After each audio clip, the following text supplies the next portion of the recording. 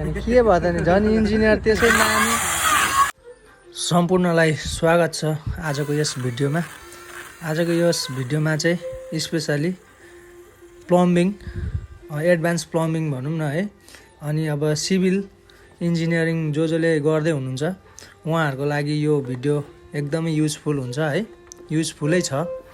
यो भिडियोमा चाहिँ आजभोलि अब आधुनिक मेसिनद्वारा होइन कसरी अब यो प्लम्बिङको कामहरू गर्ने, यो चाहिँ हाम्रो अहिले एडभान्स प्लम्बिङमा पर्छ है।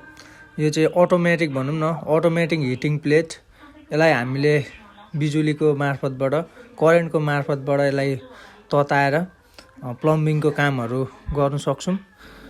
अब पहिला चाहिँ अब त्यो हिटिङ प्लेटलाई आगोमा तताएर अनि त्यो पाइपहरूलाई फुलाएर भित्र आगो बालेर गर्ने गरिन्थ्यो भने अहिले चाहिँ त्यो पर्दैन।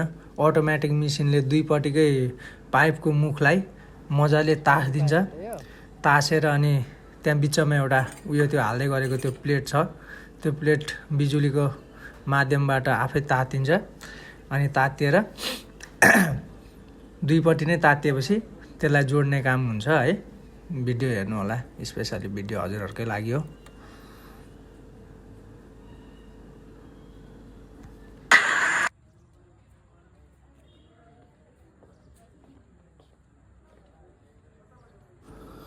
ल अब चाहिँ यो पाइपलाई दुईपट्टिबाटै त्यो हिटिङ प्लेटले तताउने काम हुँदैछ है।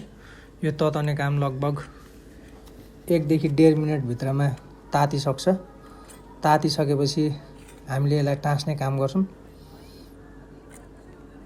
ल फाइनल्ली हाम्रो हिटिङ प्लेटले यो पाइपलाई दुईपट्टिकै मुखलाई तताइसकेको छ। अब हामी यसरी जोडेर यो हातले यसो सरर मिलाइदिने काम गर्छौँ, त्यो एकअर्कामा टाँसियोस् भनेर है। एकदमै तातो हुन्छ, अलिकति होसियार पुऱ्याएर गर्नुपर्ने हुन्छ यसमा काम। भिडियोलाई हेरिदिनु भयो, thank you so much for watching.